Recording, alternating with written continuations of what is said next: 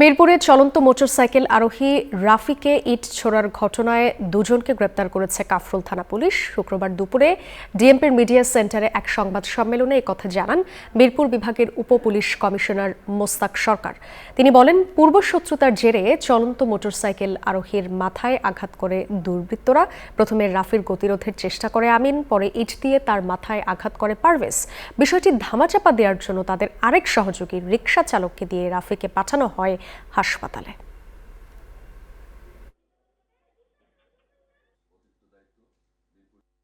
ঘটনার পর আসামিটা বিষয়টিকে ভিন্ন খাতে নেওয়ার চেষ্টা করে এবং আশেপাশের লোকজনকে জানায় যে উপর থেকে ইট পড়ে রাফি আহত হয়েছে। পরে তারা রাফিকে অটোরিকশায় করে গিয়ে ইব্রাহিমপুর এলাকায় ফেলে রেখে চলে যায়। গ্রেপ্তারকৃত পারভেজ এবং কালুর বিরুদ্ধে আমরা এই পর্যন্ত আমাদের সিডিএমএস এবং অন্যান্য মাধ্যমে যাচাই করে দেখেছি, থানা রেজিস্টার পত্র যাচাই করে দেখেছি যে তাদের বিরুদ্ধে একাধিক মামলা, মাদক মামলা আছে।